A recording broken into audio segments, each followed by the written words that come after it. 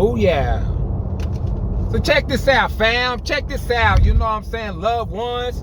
You know what I'm saying? I'm currently right now on the highway going from point A to point B. You know what I mean? So, yeah. I'm leaving from Tampa Bay. Leaving from Tampa. Headed to headed to Miami. Yeah. So we're going from Tampa to Miami. You know what I'm saying? But I realized that this would be a great, wonderful, awesome time to share a story or two with you. You know what I'm saying? So listen, y'all come on in, gather around, come close. Yeah, come close, come in, gather around, come here, because I got a story to tell. You know what I'm saying? So listen, today we chopping it up. I got a story to tell, and this one's been on the list for a minute. People been wanting to hear it, all that kind of stuff, you know. Yeah, so today's the day. We're gonna share it today, right? And today's stories and topics episode is about the first girl to break my heart. Man, the very first time, the first young lady ever in life to break Bet's heart. That's what we're gonna chop it up today about, okay? Yeah. Now listen, I was really reflecting and thinking about saying her actual name. You know what I mean? Because she won't be tripping. The only time I don't say people's names is because I don't want them to feel some type of way or feel like I'm discussing what we went through or been through or our experiences. So I leave that name out of stuff, you know what I'm saying?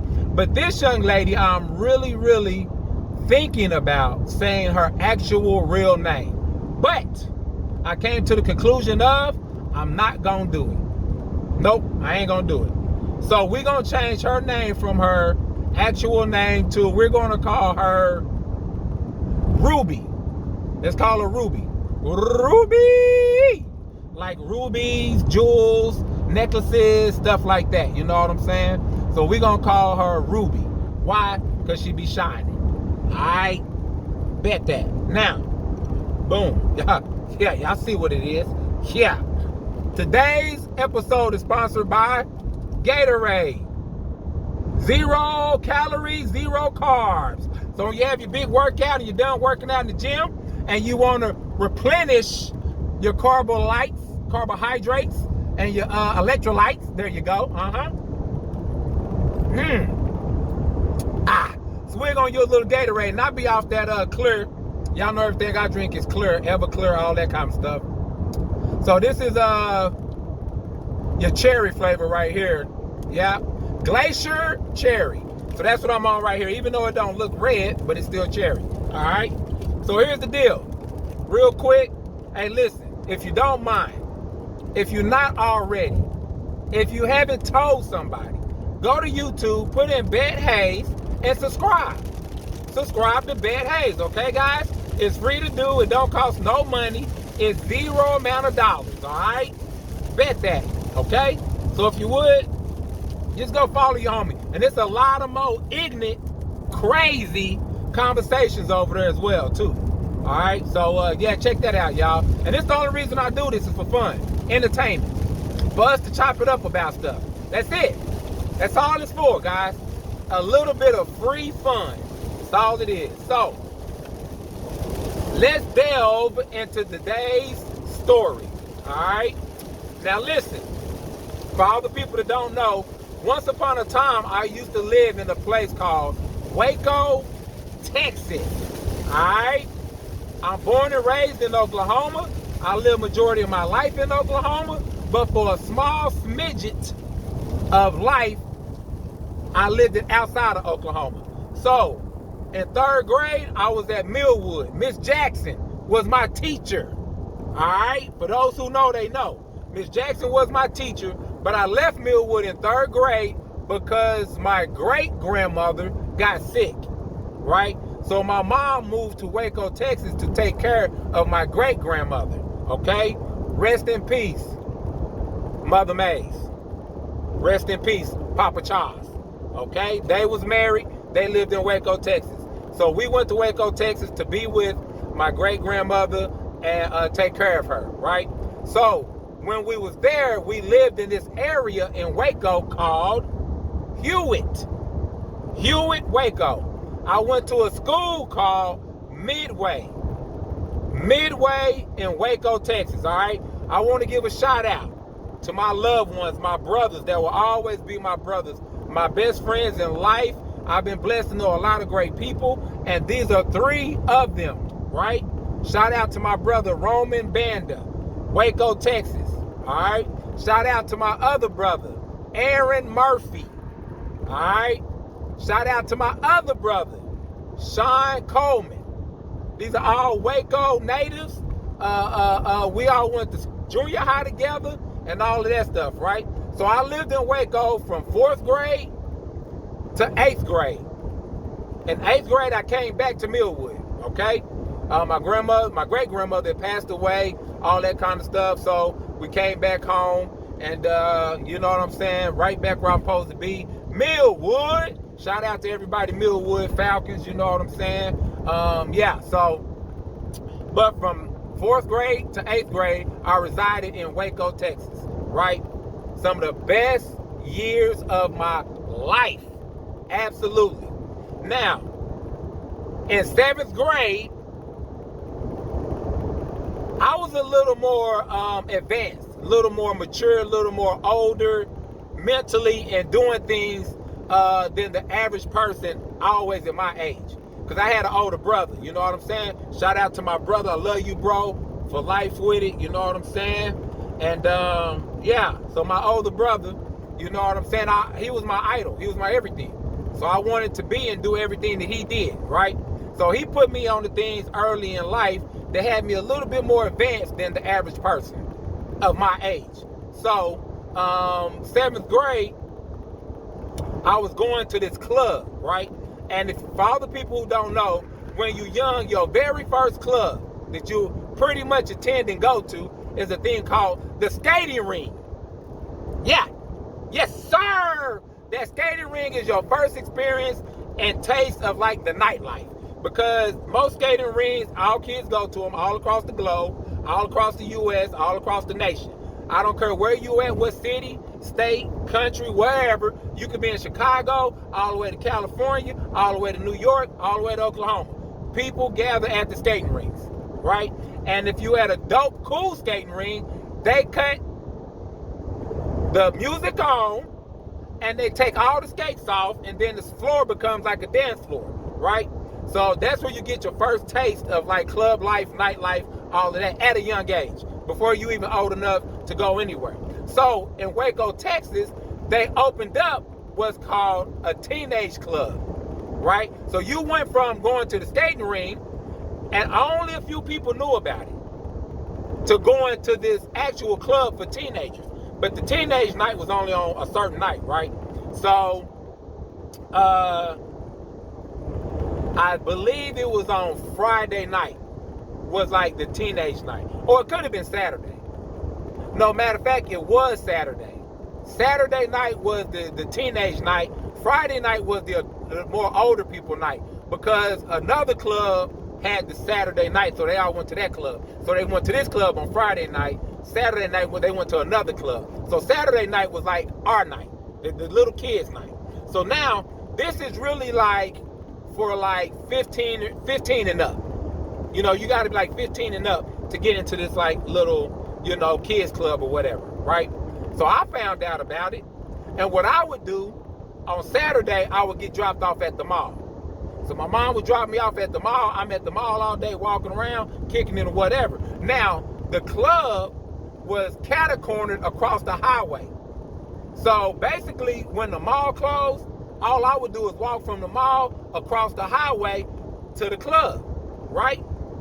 Super dope, all of that. Okay, so I'm up in the club right now, doing my thing, whatever.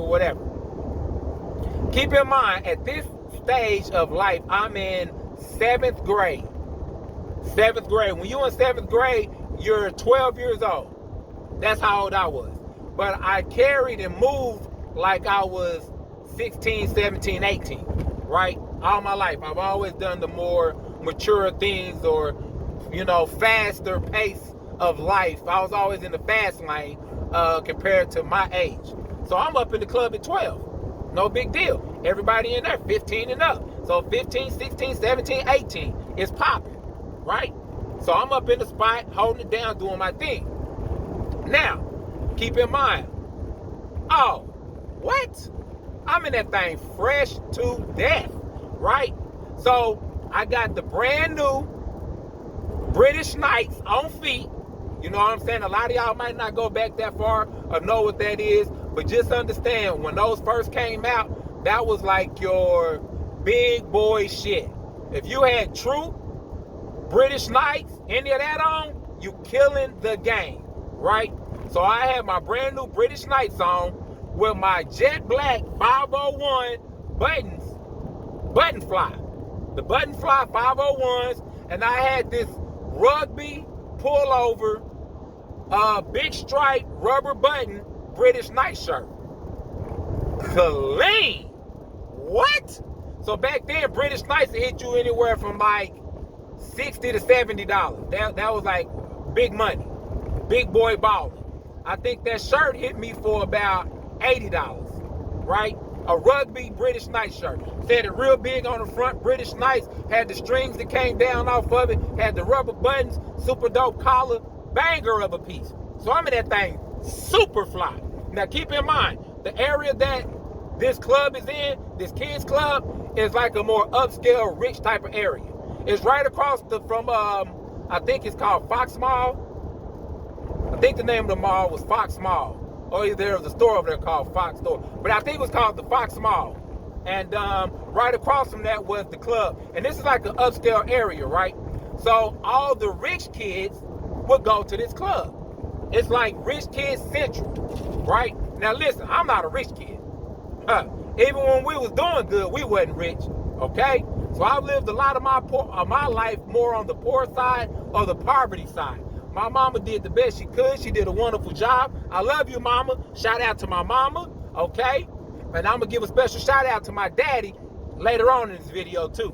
All right? But I'm going to shout you out, too, right now. Dad Charles Hayes, Cynthia Hayes. I love both of y'all. Hey! So, this is where all the rich kids is at, right?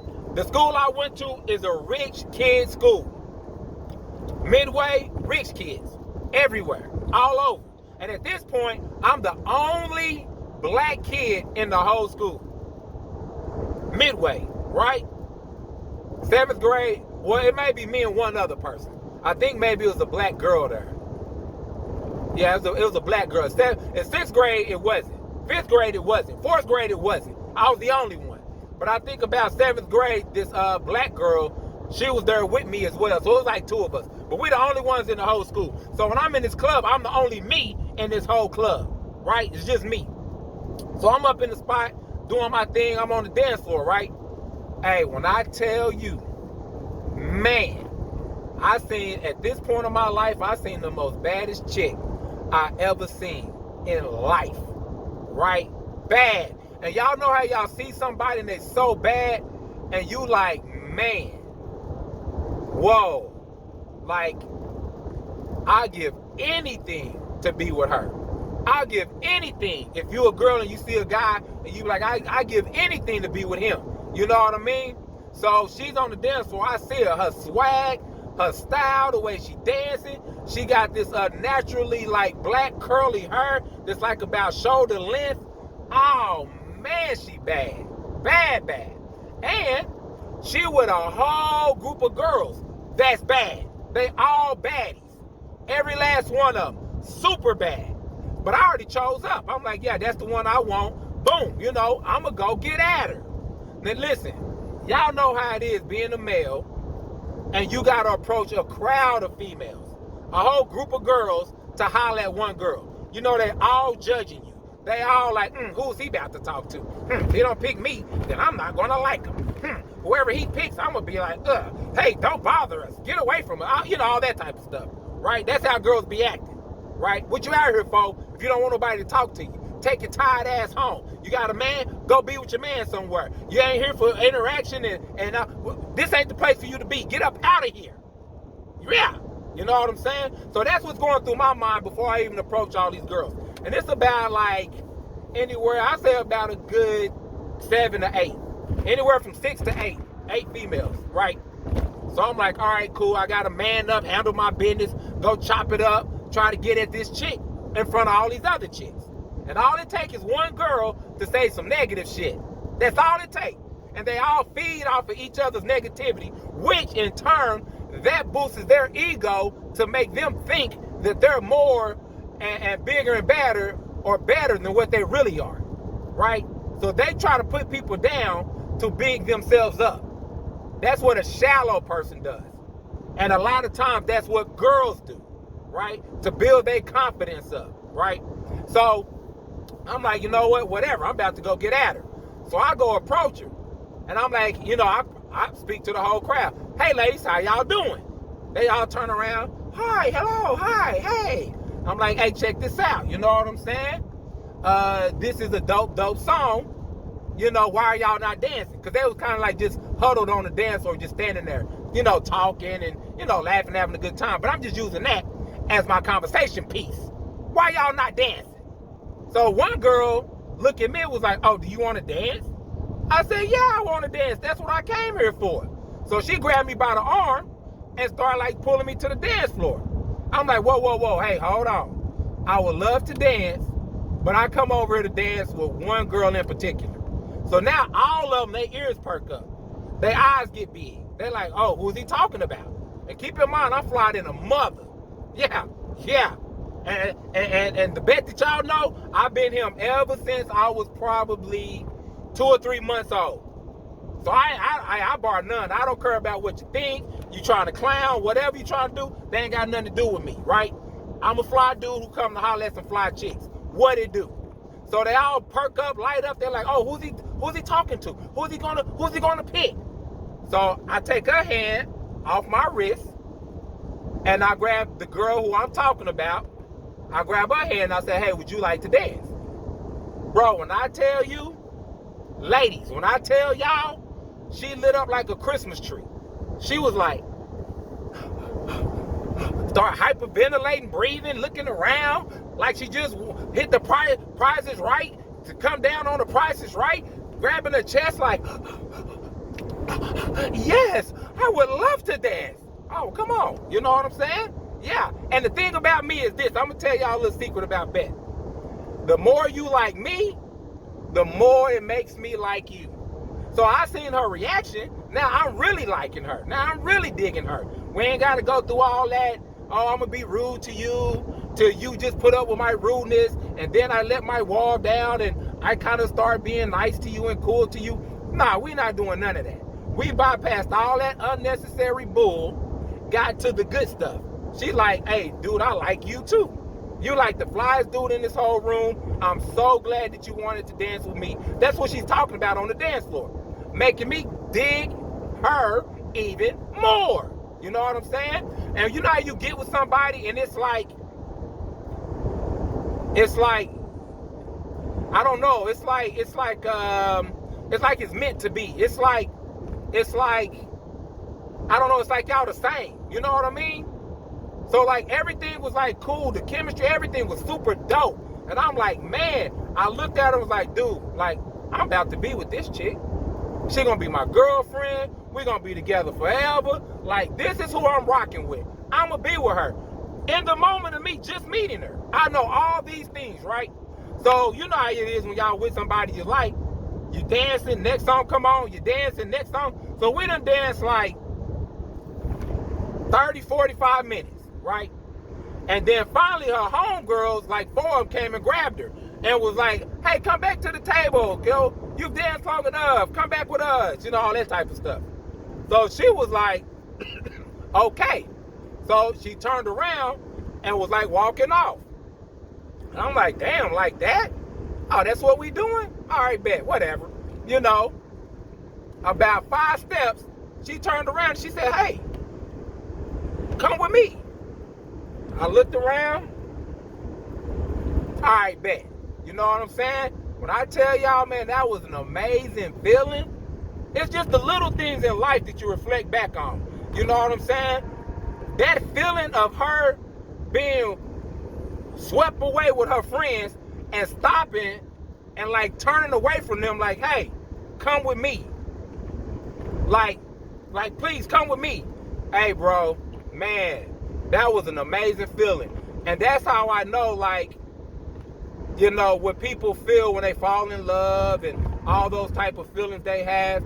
Because if you like in the right environment, right situation with the right person, it can be an amazing thing. Amazing. So that feeling in that moment, I was like, wow. I was like, absolutely. You know, but I stayed in player mode, you know, whatever. Ain't gonna catch me out of character. But on the inside, I was like doing backflips. I'm like,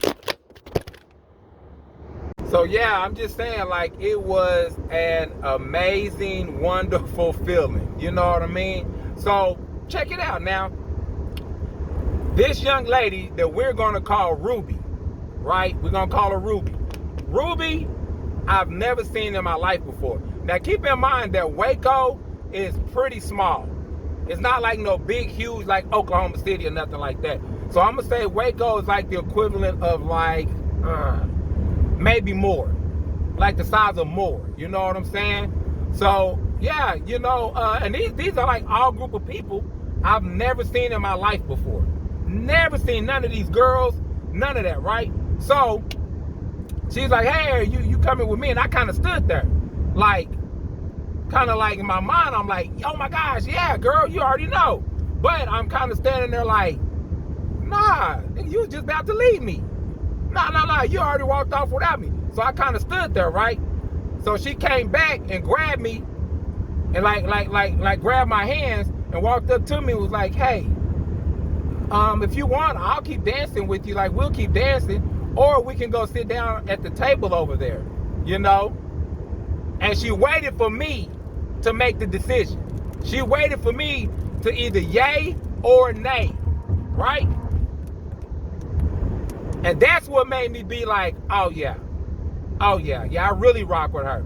So I kind of stood there and I was like, you know what, we can go sit down. She was like, okay, cool. You know, grabbed me by the hand, you know, she's going through the crowd to her little table or whatever. So we get to her table, right? And it's like a half booth. It's like a half circle, right? You know, like you go to a pizza parlor or something like that. It's like a half circle booth. So all her friends is at this table, right?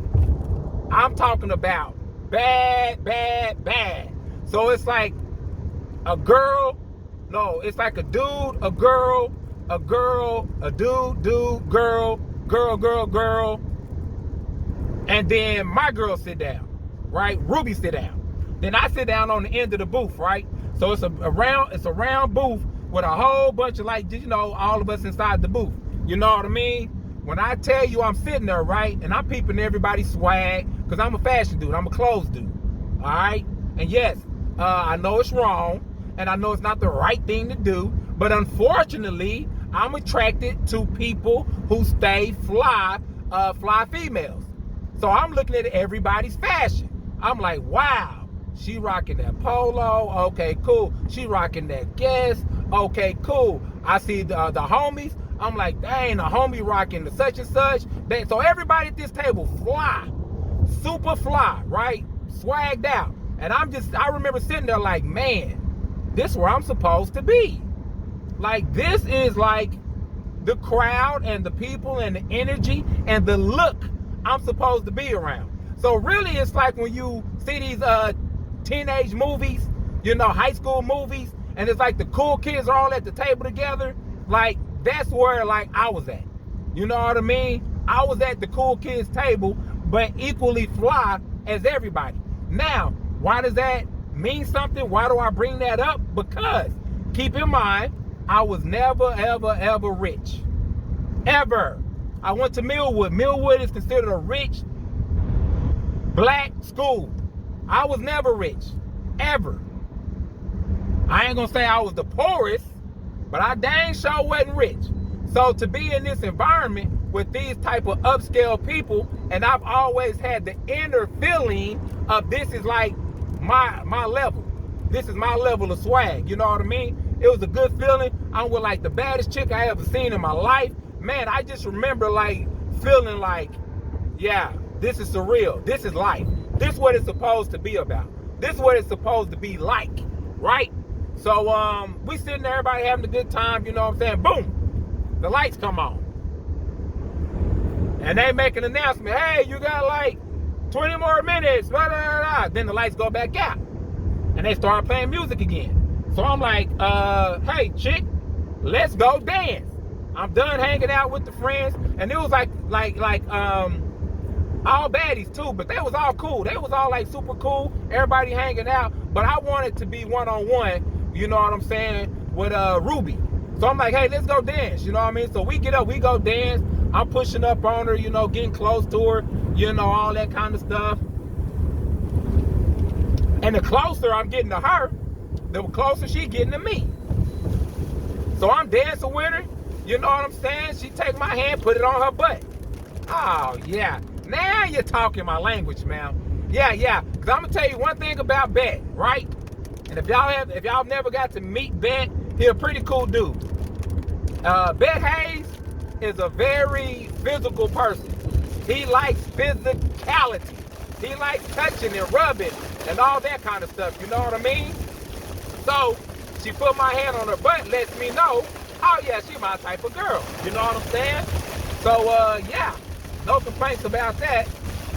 And so we dancing. Hey, y'all hold on real quick, man. We got a little rain shower. So, like I said, the closer I get to her, the closer she get to me. The more I push up on her, the more she push up on me. That's my type of girl. Oh, y'all, the pretty girl. Oh my God, I don't do this. Oh, I'm never. Oh my God, I don't know. Shut it up. Get it away from me. A young lady who's like, okay, yeah, I'm with it. I'm trying. I'm down to try it. Okay, I'm with you. You my baby. You my dude. I'm with you, Bet. Let's do it. Yeah, that's my type of girl. All right. So I'm like, all right, cool. So now I'm like, I know my mom is going to be out front waiting on me. And for me to be able to come next time, she always told me, make sure you leave out early because she don't want to deal with the traffic of the people leaving, the big crowd, all of that. So she's like, hey, 10, 15 minutes before it closes, come out. I'll be waiting on you. All right, mama, I got you. So I grab her. I'm like, hey, let's go. I lead her off the dance floor until where like the entrance is. So there's like a room where you come in, you pay your little $5, and then, you know, you come in. So out there, there's light and all of that, right? So I pull her out there so she can get a good look at me. Yeah. So she can just know, hey, ma'am, it ain't in the dark, ma'am. It's in the light too. Yeah, it's equally the same handsomeness in both environments. Yeah, get a good look at me, ma'am. Yeah, I want the lights to be on for you to see me. Matter of fact, when I get it in, I had the lights on. No, we don't need to cut no lights off. And if the lights is off, I get up and start cutting lights on at this age right now, all my life. I don't cut lights off to get it in. I cut lights on. Yeah, look at this. Facts. So I pull her out there, you know what I mean? And I said, hey, I gotta go. But let me get your number. So she immediately started whispering in my ear. Hey, it's loud in there, people. I said, hold on. So I turned to the woman at the little cashier place, you know, where you pay your money. I said, hey, can I get a pen and some paper? And she's like doing some other stuff. So I had to say it again. Ma'am, excuse me, can I get some pen and paper? She's like, hand me a pen, right? I said, can I get some paper? She like look at me, look around, and hands me a napkin. I was like, all right, cool, I gotta make it work. Now, anybody knows when you got a pen and trying to write on a napkin, the difficulty of that, right? It doesn't work real smooth. It's not a real, you know, a Sharpie or a marker or something, you can write on a napkin pretty, you know. But a pen, oh man. So I give it to Ruby. Ruby made it through about 2.5 numbers, Right now, my mom is right outside the door. I'm standing at the door. She can see me through the door. I can see her. Now she blowing the horn. That means, oh, I got to go. I got to go. So she's like, oh, well, let me just tell it to you. So she wrote down about 2.5 numbers. Then she started whispering her number in my ear. So I'm like, okay, 5554. Okay, 5554. Okay, okay, bye. So I'm like, now I'm beating towards the door. She grabbed my hand, and when I pulled back, it pulled me back to her. As soon as it pulled me back to her, boom, mwah. Gave me that peck on my lips. You know what I'm saying? Little kissy kiss. You know what I'm saying? Yeah. So I'm like, oh yeah. Oh man, you we gonna be to the end of time. Don't even worry about it, boo-boo. Oh yeah, 5554. Okay, 5554. Boom. I get in the car. My mom is like, hey, how was your time? Did you have a good time? I'm like, yeah, mom, I sure did. It was awesome. 5554. 5554. Oh, okay. You think you're, yeah, mom, sure, yeah, 5554. 5554. So boom, we get to the house. I run in the house. Boom. Write the number down. I'm like, man, I'm good. Now I can relax. I ain't got to keep repeating the number. I got her number. We Gucci. You know what I'm saying? So the next day was Sunday. Sunday is the day you get up and go to church all day. It's an all-day affair. You be in church by like 8 or 9 in the morning. You go to Sunday school. Sometimes they got pre-church. And then you go to the actual church. And then after church, you get something to eat. Either at the church or go out to eat, all of that, right? So all day long, I'm having to put off calling Jewel. Yeah, all day we out. So we might only make it back home about 2 or 3 in the afternoon, which is a long day. I run right in the house. I get the piece of paper that I wrote the number down. Boom. I run straight to the phone on the wall in the kitchen. Bam. Take it off. Got a big long cord on it. I take it off. Start dialing the number. Boom, boom, boom, boom. Put it up to my ear. Nothing. 0. Okay, cool. Hang up. Dial it again. Maybe I dialed it wrong. Okay, boom. Here we go. Nothing. 0. I start hitting the deal and listening. Your phone is no longer in service. What? Wait. What? Now listen, throughout my life, there's been many times that either the phone or the electricity get cut off. And it's just part of what life is, man. When you grow up poor and not having it, and your mom's working and struggling to take care of your little badass, sometimes she might be late or delinquent or behind on a bill. Unfortunately, this time, it's the phone cut off. So now my mom's coming through the door carrying all this stuff, purse, all this, got her shoes in her hand. She done kicked them off, got her little house shoes on in the car, relaxing. Mom, the phone ain't working. Oh yeah, boy, that phone cut off. Yeah, it'll be back on in a couple days. What? Now, prior to this, I never really used the phone. I wasn't like no big call people type of person. All my homies, we just meet outside. If we need to go get somebody, we go knock on the door. Hey, it's Roman Bender here. Can Roman come out? Either he gonna answer or his mom answer. That's it. We don't call each other all the time and all of this stuff. We just meet up with each other on the block. So I never was really on the phone like that. I don't care if it's on or off. Don't make nothing to me. But in this particular day, I need the phone to be on, okay? And just my luck, it's cut off. So I'm like, Mom, I need to make a phone call. I need to really use the phone. She's like, boy, you better take your butt to that pay phone. Aha. Okay, got you. So I'm like, well, I need some money for the pay phone. She looked at me like, boy, if you don't get out of my face. Okay, cool. So now I'm rumbling through the couch. Take the cushions off the couch. Looking for change in the couch. Mom, can I see the keys to the car? Run out to the car. Jump out there looking in the cup holders, ashtray, everything, looking for change. I think I came up with $1.25. I said, oh, I got plenty. I run to the payphone. We lived in these apartments, right? Waco, Texas. We lived in these apartments that was across the street from the high school in Waco, right? Directly across the street from the high school. Midway High, right? So I leave out the apartment, run up to the payphone, which is by the swimming pool, laundromat, all of that. Boom. I jump on the payphone, drop a quarter in. That's how much it costs. A quarter. Dial the number. You have dialed a number that's no longer in service. Whoa. Okay, hold on. I get my quarter back, put it back in, redial the number. I couldn't make out the first numbers on the napkin. So I was like, is this a 6? Is this an 8? Is it a 3? Like, what is it? And then the last number was like a 7 or a 1. So I couldn't make out the numbers, basically. And the numbers that I wrote down, yeah. I just started dialing different combinations, right? Somebody answered, I'm like, hey, is Ruby there? No, Ruby don't live here. You have the wrong number. Okay, thank you. Click. Boom, boom. Man, listen, when I tell you I called all that $1.25 and never got Ruby number, when I tell y'all my heart dropped, when I tell y'all I felt like the end of the world was upon me, oh, Armageddon had just swept up on me, y'all. The Grim Reaper was standing next to me on that last quarter, and I had to hang the phone up. I was like, wow. Now listen, this is on Sunday, right? And back then, the days moved differently. One day could feel like a week. One day is not like the same time frame of a day today. Today's days be like flying by. Back then, a day, you could do so much things in one day, and it still only be like 1 o'clock in the day. You know what I mean?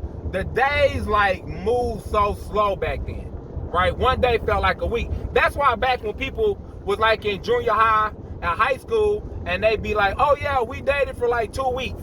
But it really felt like 2 months. 2 weeks was the equivalent of 2 months back then. Time was just different, you know what I mean? It moved different. So I'm sick. Oh, I'm hurt. I'm distraught. Listen, I was so mad and frustrated that I teared up.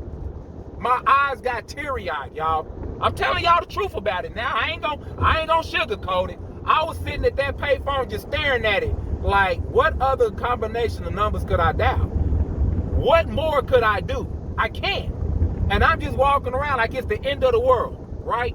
So I go back home. I'm in my room. I'm just contemplating, thinking about a kiss, holding hands, like everything, just reflecting and reminiscing. I'm like, man, it's just all over, just like that. I go to school next day, Monday, right? Moping through school, moping through the day, all of that. Tuesday comes, same thing. Wednesday, I'm like, when I get out of school, I'm going to the mall, because that was my happy place. I go to the mall. I may have enough money for a pizza and a drink, which may have been about $3, $4 back then, you know, pizza and a drink. Yeah, and I'm good. So I remember going to the mall, right? And I'm walking in the mall. I'm starting to get my mind off the situation. I'm starting to window shop, look at things that I want to buy, all of that, right? I'm getting my mind off of it. I'm getting back to, okay, I'm going to be all right. It's all good, you know? And I'm walking, and this dude start calling my name from behind me. Hey, Bet. Hey, Bet. Looking around like, who calling me? Hey, yo, Bet, what up? What up? I think it's one of my homies from school. I turn around, it's a dude I don't even know at all, right? And he walk up on me, he like, man, what's up with you, bro? Oh, man, bro, what it do? What it do? I'm like, yeah, what's up, bro? Yeah, for sure. Oh, okay, cool. Yeah. Oh, man, ain't nothing, man. Just looking at it. Oh, yeah, okay. Bet. He's like, yeah, man, you know, I'm such and such. And, you know, yeah, man, my girl this, my girl that. I'm like, oh, okay. Yeah. So, man, what's up with you and Jewel, man? I mean, what's up with you and Ruby, man? Yeah. What's up with you and Ruby, man? So I'm like, what you mean, bro? He like, yeah, what's up with y'all? I was like, oh, he said the magic word, you know, Ruby. Ruby. You know what I'm saying? So I'm like, yeah. He was like, man, what's up? Y'all going to the club this weekend or what? I said, man, I ain't talked to her since the club.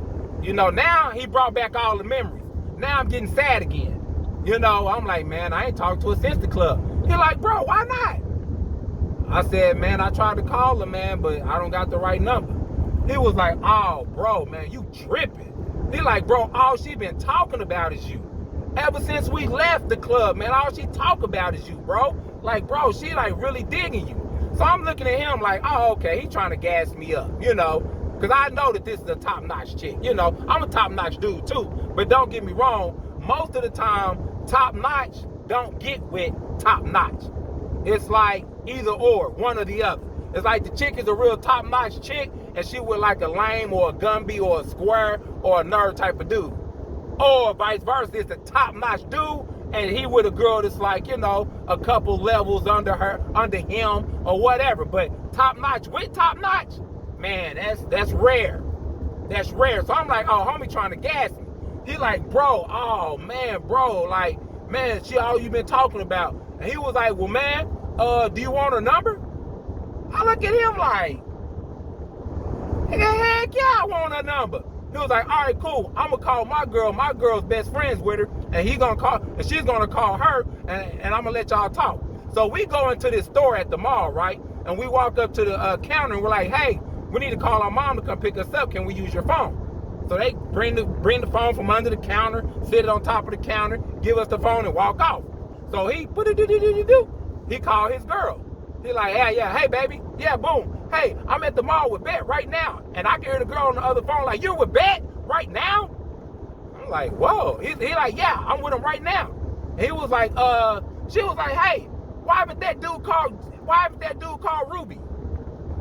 And he said, you know, he explained to his girl like, oh, he said he lost the number. He didn't have the right number. But you need to call Jewel right now. You need to call Ruby right now and put her on three-way. So that's what they did. You know what I mean? So he had me the phone. I'm like, hello? And like Ruby is on the other end. And she's like, hey, how are you doing? Oh my gosh, I was so scared that you didn't like me and want to talk to me, and like all this honesty shit, right? Making me dig the out of her. The more she talked, the more I liked her. I'm like, wow. I said, no, it wasn't nothing like that. I was like, I tried to call you, I just didn't have the right number. She was like, oh my gosh, I was so scared. I was getting sad. Oh, so it's not me? I'm like, heck no, it ain't you. So she's like, okay, cool. Are you going to go to the club this weekend? I'm like, man, you already know. Stop playing, right? So from Wednesday to Saturday, I got all this time to think about it. Now I got her number, right? Now Wednesday, the phone in my home is back on. So now I can go home and call and talk to her. I got the right number, all that stuff. So we planning to meet up on Saturday, right, at the club, right? So that's what we do. But now I got to get fitted. Yeah. I got to get that fit together, right? So this is when I want to give a shout out to my dad, Charles Hayes, the best dad in the whole world. Regardless of what he has, whatever, I got the best daddy ever. And I'm not saying that just because of what I'm about to say after this. That has nothing to do with it. My daddy is the best daddy that ever walked earth. Period. That's just how I feel about my daddy. And you can think the same about your daddy. I ain't talking about your daddy. I'm saying what my daddy is to me. The best ever. He created some of the most amazing people on earth right now. Yeah, shout out to my sisters and my brother. Okay? So, my dad, the dad that he is, bought me my very first pair of Jordans ever in my life. 7th grade, the Jordan 4s.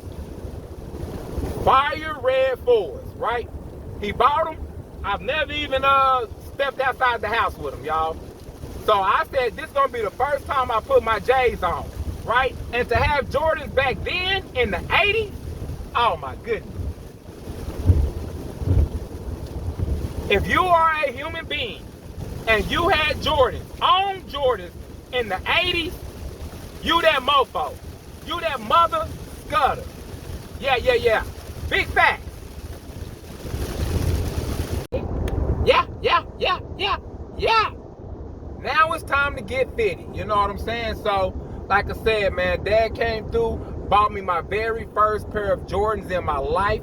He was started all of my fashion kick, my love for fashion, to give me the opportunity to get some fashion. I've always had love for fashion, but he put me on the path of being able to achieve and made me realize that things are obtainable. So shout out to my dad for getting me my very first pair of fire red 4s, the Jordans, right?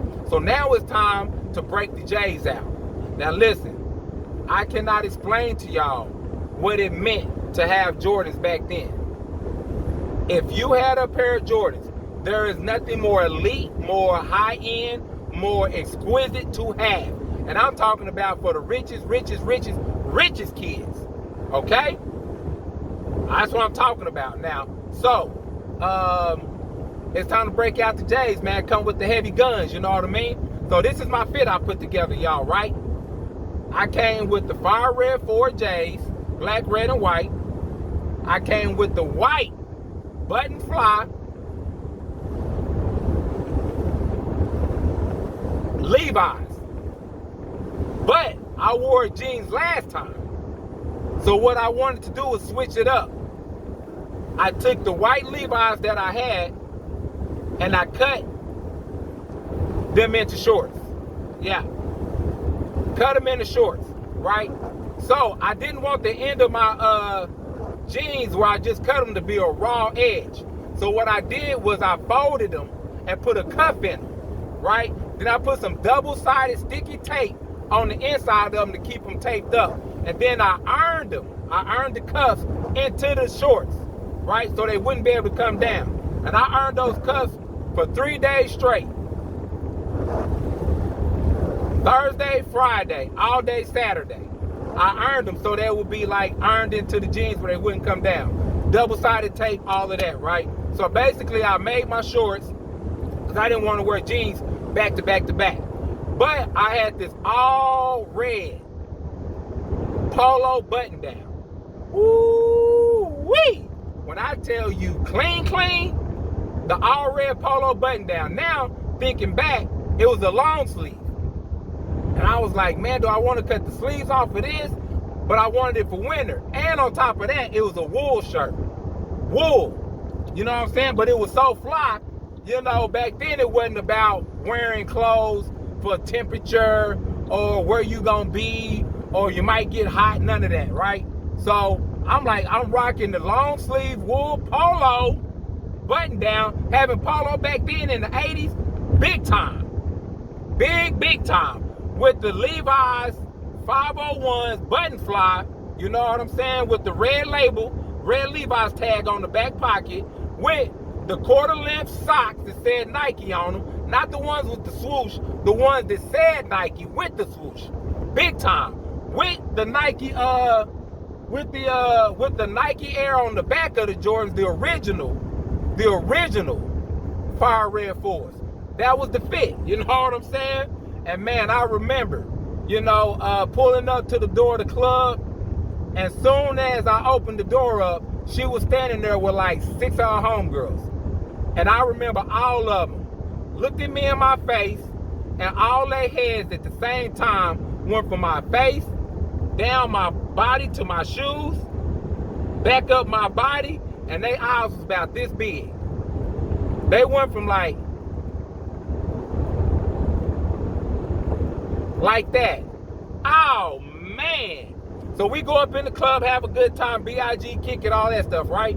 So we leave the club, of course, boom, get the kids, all that stuff. Now, we talk on the regular, right? So Sunday night, she hits me up. And she was like, I can't wait till Sunday. I can't wait till next Saturday to see you. So I'm going to come see you tomorrow. I'm like, tomorrow? Monday, right? Now, this is off season. So I don't got no sports or nothing going on. So I leave school, ride the bus home, and you know, that's what it is. So I'm like, all right, cool. And she was like, what time you get out of school? I told her what time. And I was like, hey, I get off the bus. I live on this side of town, this area, on this street, whatever, right? So she's like, okay, I'm gonna see you tomorrow when you get off the bus. Bet. So go to school all day, super excited. You know, all that happy, all that good stuff. Now I'm riding the bus and I'm telling my homies like, hey man, my girl gonna come pick me up today. They like, what? What do you mean you're a girl? I said, yeah man, my girl gonna come pick me up, right? We get off the bus. Listen, I'm like, I sit all the way in the back. So I'm like one of the last ones to get off. So I'm getting off, it ain't nobody there. Now I'm looking stupid. All my homies is like, what girl? Yeah, right, what girl? Yeah, right. Where's she at? You know? Man, when I tell y'all this big old giant glass house pull up behind the school bus, and there's two dudes sitting in the front seat, right? And when I tell you they look like NWA before NWA, they look like Ren and Easy. Literally, Ren and Easy. One dude got a curl, black Lokes on, black glasses. Other dude got a little short, little cut, black glasses, both of them. Sitting up in the front seat like, so it's so bad that the bus driver get off the bus. And he looking, he like, are you okay? I'm looking, I'm like, yeah, I'm good. He was like, do you know them? I was like, nah, I don't know them. Because they look like some gangsters. Okay? Keeping it at 100. They look like thug gangsters out in the middle of this suburban land. Okay? So, yeah. So the bus driver dude is like, oh, I'm going to call this in. Soon as he do that, the door opened up. My girl jumps out the car. Bad. So I look at the bus driver. I'm like, oh, yeah, I do know them. I know them. He was like, how you know them? I said, oh, man, that's my uncle. He's like, oh, okay. I said, yeah, they just here to pick me up. He was like, oh, okay. You know, I'm a black kid. They black. I'm the only one where I'm from. All right, sure y'all know each other. Bet. All right, cool. So my girl run up on me, give me a kiss, all that stuff. And she's like, come on. So I'm like, all right, bet. So I walk up to the car, two-door, dude in the passenger seat. He grabbed the back of the seat and he leaned forward. She gets in the car. I'm looking like, man, am I about to get in the car with these dudes? Like, what is happening? Grown-ups. So we get in the car. I get in the car.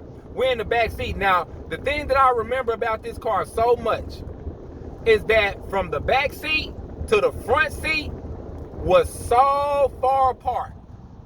It was like being in two different cars. The front dashboard was so far away from the back seat where we was, it was crazy. And from the passenger side door to the driver's side door, from both doors in the car, it's like you could have sat like 8 to 10 people back there with us. And everybody would have sat back comfortably. That's how far wide and far apart the car was from the front seat, back seat, and side to side. Huge car.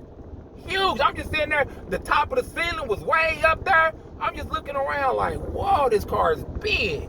And she would lean to the front and like listen, when I say give them orders, like that's what she did.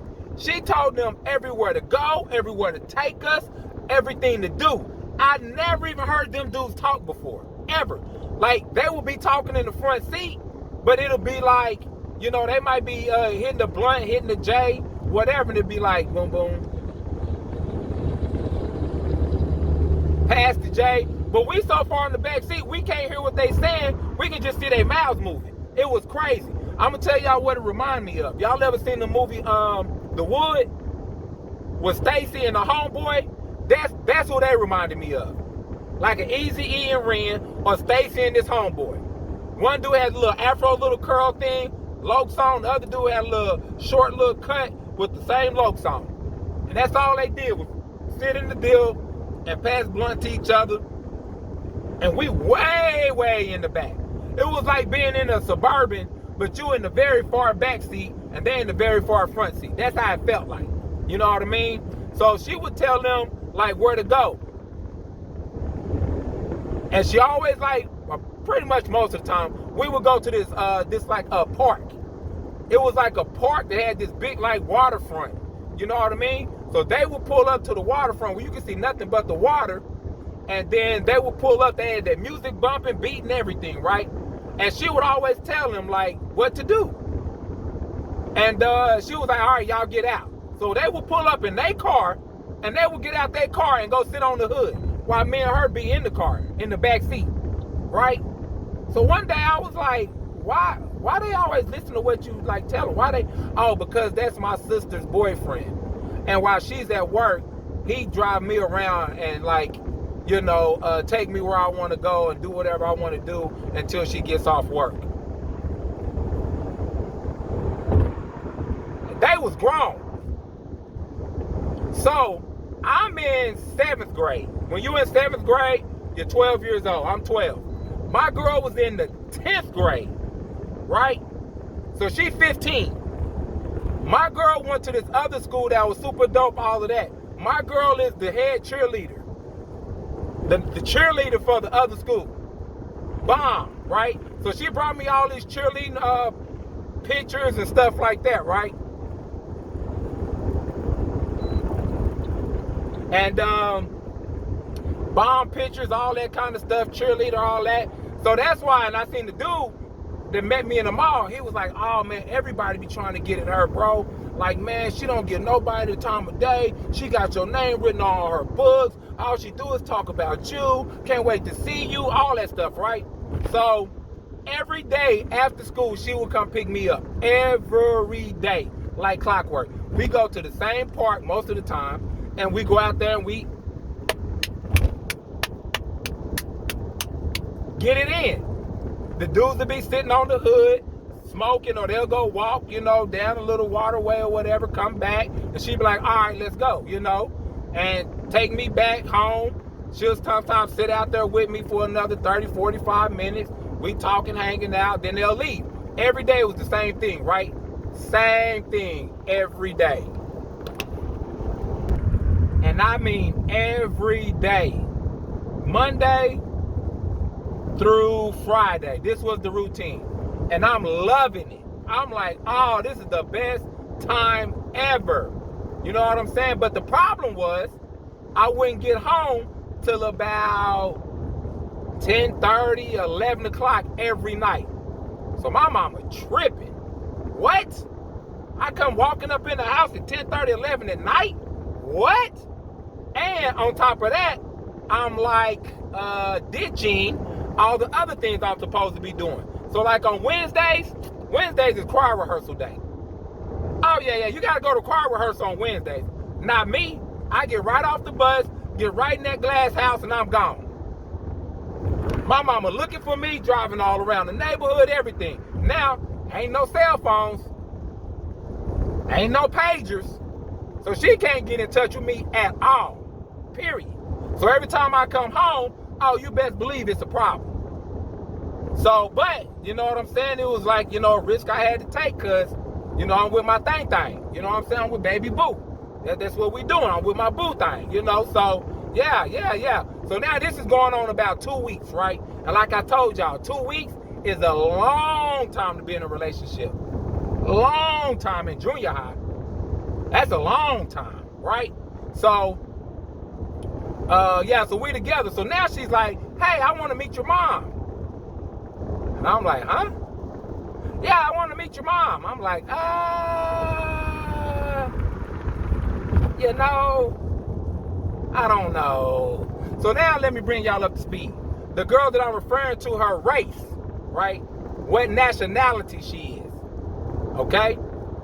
She has what's called white girl qualities, right? White girl characteristics. She talk white, act white, carry herself white, everything. But she's Latino. She's Hispanic. But she act, talk, walk like a white girl. Because that's the environment she in. That's just what she's raised in. That's what she know. You know what I mean? So I'm already knowing my mom. And I'm talking about Cynthia Hayes. Oh, yeah. She ain't going to be for none of this. Oh, no. With her baby boy? With Beth Hayes? Oh, 7th grade, 12 years old, and she 15 in high school? Oh yeah, that's gonna be a problem. So now moms is kind of understanding why I'm coming home late all the time. She knows it's a girl involved, she just don't know who. She don't know where, she don't know how, right? So my girl hit me up and she's like, hey, I'm on my way. I wanna meet your mom. I'm like, you know, I can't really tell her that's a bad idea because I'll have to explain why.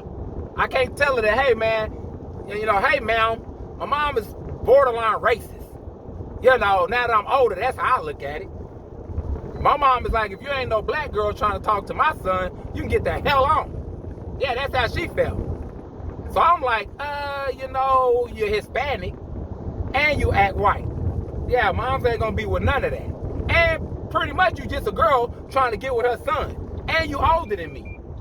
So yeah, all of this is gonna be a problem. So I'm like, okay, cool. But I tell Ruby, okay, cool, no problem. Ruby comes out to my spot, knocks on my door, and my mom, I can hear my mom right off the rip. Who the hell is this knocking on my door? So she gets up, stomps to the door. Pow, pow, pow. She got a little nightgown thing on, all of that, right? Gets to the door, opens the door up. I'm in the hallway looking around the corner. Ruby is at the front door with a big smile on her face. Hi, how are you doing, Mrs. Hayes? My mom is like, who is you? She's like, oh, I'm Beth's girlfriend. I wanted to come meet you. My mama looked at her. When I tell you, reached out the door, grabbed her by her arm, snatched her in the house, slammed the door behind her, and picked her up, and she was on like her tippy toes. My mama had her jacked up in the air by one arm. What the hell you mean you my son's girlfriend? My son ain't got no girlfriend. What's your name? What school you go to? How old are you? What grade are you? You what? You in the 10th grade? Don't you know my son is in the 7th grade? You messing with my little son? Hell no. Get your hussy ass up out my house and don't you ever come back over here and don't you ever talk to my son again. Mushed her. I mean, mushed her out the door, slammed the door. Woo! I'm like, oh my gosh. Wow. So now, this is my girl that I care about. I got feelings for. So what I did was ran back to my room, came back out. Mom, what was that?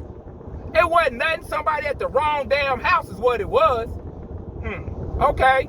I go back in my room. But to my room, we live upstairs, right?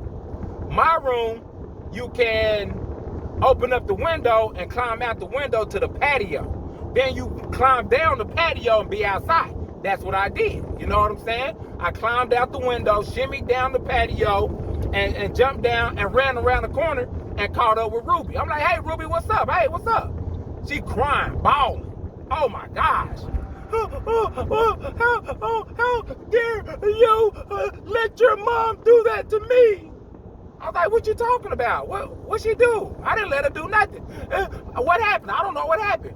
You do know what happened. You was in the hallway looking, and you didn't say anything or do anything. Oh, man, she hurt, bro. Yeah, she hurt, man.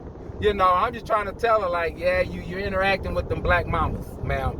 Don't do that. Don't do that. So I grabbed her, hugged her, smoothed it over, like, hey, my bad. I'm sorry, my mom be tripping. I didn't know she was gonna do that. I jumped in the glass house. We smashed out. We went to the park. We talked. All that kind of stuff, right? Right. All right. That night we didn't get it in. You know, I just held her, kissed her, you know, caressed her, all that good stuff. So went back to the house and yeah. That was that. So, you know, like I said, we go to the park, you know, do our regular routine. But except this time we don't get it in. She's trying to kiss on me and all of that. And I'm like, nah, boo, we gonna chill out. Or we gonna, you know, talk. I can see you, you know, went through a lot tonight. You know what I mean? My mom did her pretty dirty. Yeah, mama called her hussy and little whore and all that stuff in her face. And man, she was just shocked. She was like what is happening? So, like I said, we went back to the house. They dropped me off, you know, I blew her kisses, all that stuff, right? So now I'm thinking, this is starting to be too much. I'm dealing with too much. So now I'm looking at the situation like, yeah, I can't keep doing this after school every day. I ain't been to church and on choir practice and Boy Scout meeting and all that stuff, and I don't even know how long. I can't keep doing this. Now my mama knows that it's a girl involved. Now my mama know who the girl is. So now it's really a problem. All right? And the girl don't look like my skin tone.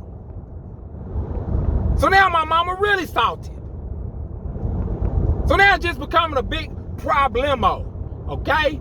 So now I'm like, man, dang, this is, you know, but keep in mind that I still care. I still got feelings for this young lady. It's my girl, right? And so she hits me up like the next day, you know, like our normal routine, talking on the phone, hanging out, whatever. And she's like, hey, I'm not going to go to the club this weekend. I'm like, oh, what do you mean? You know, because that's where we always go on Saturday. We all kick it, hang out, whatever. She like, I ain't going this Saturday. I'm like, whoa. Like, basically, like, oh, she breaking up with me. You know what I mean? Like, she don't want to be where I'm at or whatever. I'm like, oh, I said, okay. She was like, but I don't want you to go to the club either. I'm like, no, I'm going. Nah, I promise you, I'm going. I ain't missing a day.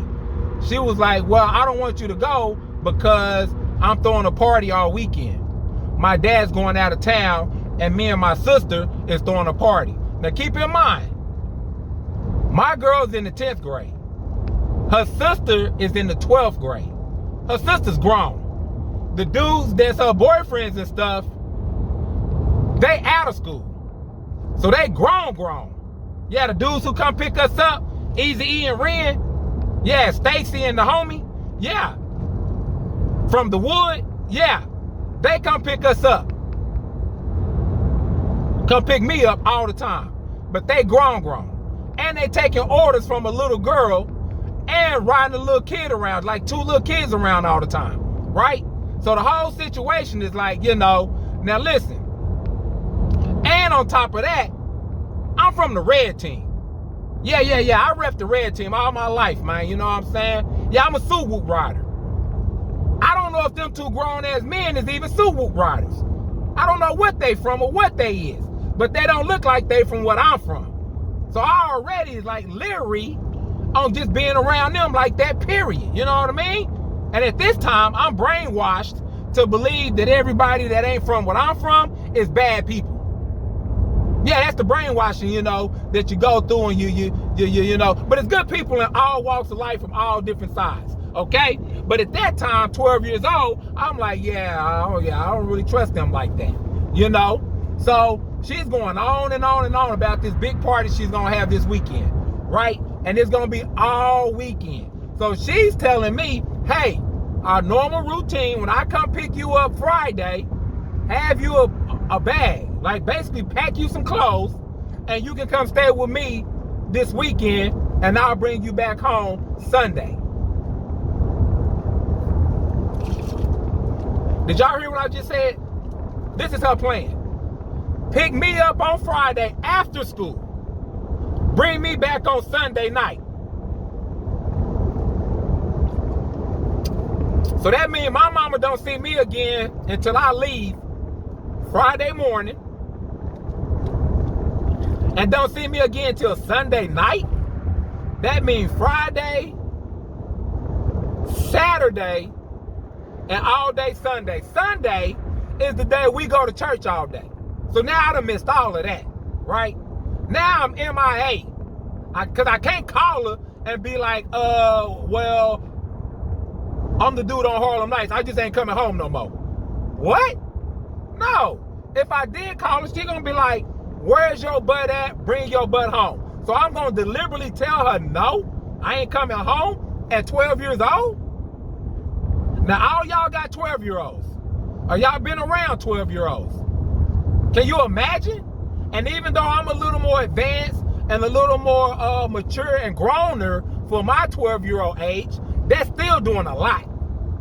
And keep in mind that my mama is Cynthia Hayes, right? My mama ain't got no problem with beating me down in my back. Yeah, and tell the police about it. This why he got a concussion right now. This why he getting stitches in the back of his head right now. Because he left and didn't come home till Sunday. And whatever y'all want to do about it, police officers, get to doing it. Yeah, because he ain't going to be doing that in my house. Ah, come on, man. My mama ain't playing that. Yeah, heck no. So she want me to pack a bag and just disappear for the weekend. But when she's like, yeah, I'm going to come get you Friday, and today's Wednesday, right? Today was Wednesday. I'm like, okay, cool. Yeah, that's what's up. Oh, it's going to be fun. So Friday come around. I I did not take my normal usual bus that I take home. I jumped on a homie's bus. Took through another neighborhood, got off his bus, took a shortcut through the creek, through this field to go see if that car was sitting outside of my normal bus stop. Guess what? It was. Guess what? I wasn't there at all. So I wait. They sit there forever. They finally leave, right? I give it enough time for her to get back home. I call her. There was a big baseball game that night. So I go to the baseball stadium and I call her from the baseball stadium. I'm like, hey, I had baseball practice. I didn't know about it. The coach picked us up, brought us here, but I've been trying to call you to let you know that I got baseball practice. She on the phone. There's a loud party going on and behind her. Everybody screaming, music playing. Oh, I wanted to see you so bad. I came to pick you up and you wasn't there. I didn't know what to think. I'm like, yeah, that's my bad. My coach, he took us straight from school to here, but it's on for tomorrow. She's like, okay, I'm going to pick you up. I'll be there. Okay, all right, baby, bye. Mwah. I'm like, whew. All right, okay, all right, live to fight another day. So Saturday comes. Man, hey, she knows she can't call my house. Mama already told her, don't call here. She going to get hung up on all of that, right? So she'll call. And when my mom pick up, she'll just hang up. She waiting for me to pick up. But I ain't picking up because she gonna be like, hey, I'm on my way to come get you, right? So finally, I think I picked up maybe 5 o'clock. And this is the longest we done ever went without talking. So 5 o'clock that afternoon on a Saturday, I done went outside, played, tried to get my mind off of it, everything, right? Went swimming, everything. Come back to the house. I'm in the house. Phone ring, I pick it up. Hello? She's like, baby, what are you doing? I'm like, oh, what's up, honey? Yeah, I did this and my mom had to blah. She's like, all right, well, cool. Well, I'm at the party and everybody's here. And, hey, guys, I got Bet on the phone. That's what she's yelling. Everybody's like, hey, what's up, Bet? What up? Come on, hurry up. Come on, Bet. That's what they're yelling, right? I'm like, whoa, this is a lot of pressure. She's like, all right, well, I'm going to send them to come get you. And just be at the bus stop where you get off on your bus stop and they'll come pick you up. I'm like, all right, cool. Click. In my mind, I'm like, man, I'm going. It's only going to be overnight. Man, I'm going to deal with the whooping when I get back, all of that, right? So my mom is in the house. So I sneak out the house, right? The same way I go out the window, down the patio, I'm gone. Boom. I'm sitting on the steps where the bus stop let everybody at. I'm waiting. I'm like, yep, I'm going. Yep, my girl want me. Man, it's a house full of dudes over there. They kicking it. It's a band. Yep, I'm going. I'm sitting out there, y'all. Now it's dark. It's like 7 o'clock at night now. Man, I see that glass house headlights come around that corner. Shit. I politely got up off them steps and walked around the corner. That sure did. Yeah, I ain't going nowhere. Because I got to thinking like, okay, it's just going to be overnight. But really overnight means I'm not coming back home till late Sunday. Now we back on this time thing. One day is like a week. So even though it's going to be gone Saturday night, spend the night, it ain't like I wake up first thing in the morning and be back for church. I'm going to miss church. I'm going to miss Sunday school. I'm going to miss all that. Then I'm going to show up Sunday night. 10, 11 at night? Oh, no. Hell no. That's going to get me in the casket. Heck no. 6 feet deep. No pallbearers. No, ma'am. I'm not doing it.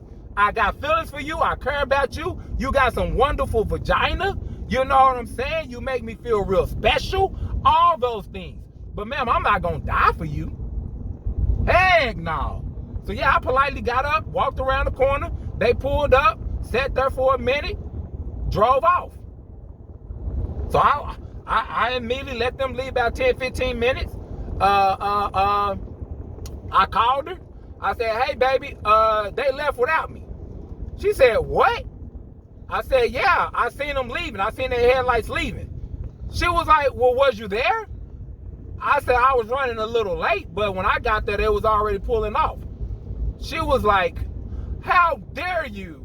How dare you leave me on my, because it was a birthday. It was a birthday weekend and stuff like that. And the dad was going out of town, left them money, left them, said they could have a party, all that stuff. How could you do this on my birthday? Oh my gosh, I love you, and this is how you treat me. Like, she going on and on. I'm like, baby, my bad, da da da. Boom, click, hang up. She hang up. I'm like, nigga, did she just hang up in my face? Oh, that's what's up, right? So now I'm mad. I'm turned up, right? So, you know, a couple days go by. I don't talk to her. She ain't talking to me. You know what I'm saying? Did I run into old dude? Dude hit me up, was like, man, bro, oh man, it was epic, man. Everybody was there, man. And the whole time, she just talking about Bet's on his way. You're gonna finally get to meet Bet. He's coming, my baby's coming. Oh, I can't wait to see my boo. Yeah, we're spending the night together. Right? And he was like, man, after you called her, she was just so sad. She didn't like talk to nobody no more, stayed in the room, all that kind of stuff, right? And I felt bad about it. But listen, I'm a kid. I'm not grown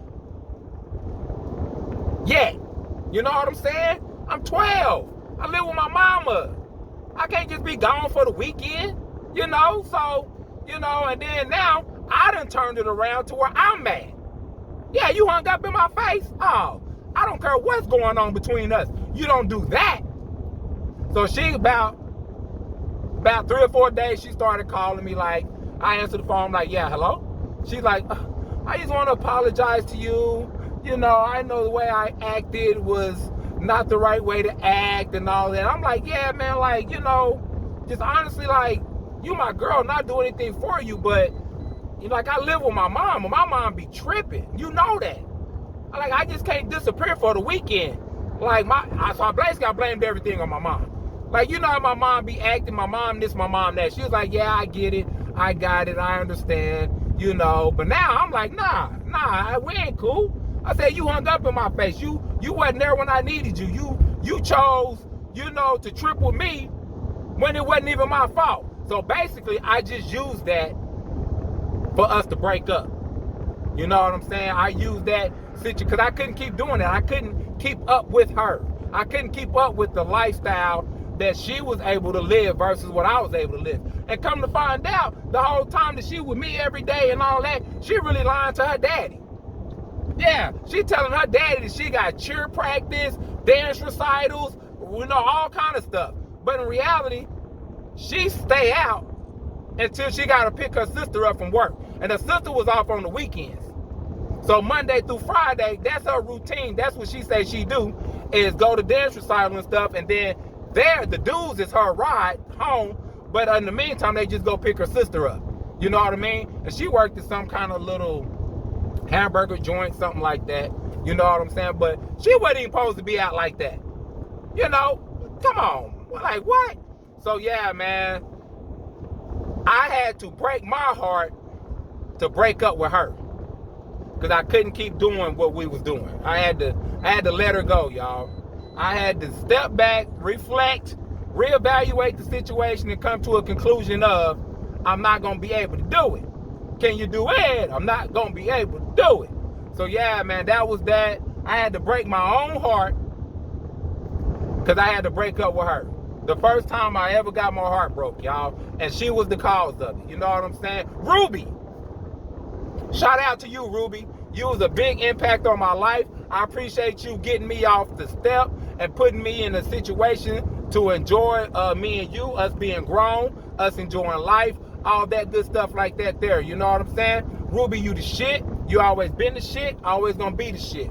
Thank you for letting me experience life with you, okay? Because it was an absolute wonderful time to live life with you in those moments. And I think we was probably on together like 2 months, maybe 3 months or something like that. But it felt like a lifetime, right? So shout out to you, salute you. Salute the homie who ran up on me in the mall and got us back reconnected. You know what I mean? That was big on his part.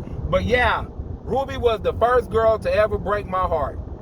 Man, that was it. Even though she was like, I'm sorry, let's be together, I had to use that as an excuse to be like, nah, I can't be with you no more because you left me hanging. You turned on me. You was a traitor to me. Yeah, you hung up in my face. So nah, I'm cool on you. And man, that really hurt me, y'all. But something I had to do because Ruby was going to have me in the deep freezer somewhere killed by my mom. Yeah. And if y'all ever want to see some crazy shit, go look up Detroit Deep Freezer Mom. Yeah, Detroit Deep Freezer Mom. That's how Ruby was trying to get me done. Ruby was trying to have me be like the Detroit Deep Freezer Mom. Yeah, nah, I ain't gonna be able to do it. Sorry. Love you to death, Ruby, but nah, we got stipulations, and only so far we can go with all of that. Big facts. So yeah, man, shout out to y'all. Appreciate it. You know what I'm saying? True story too. Everything I spit out my mouth is all real, actual factuals. Things that really happen, y'all. Okay? So listen, YouTube, Bet Hayes, subscribe. All right? Hit a like, all that good stuff, man. And y'all hold it down till next time. Yay, yay!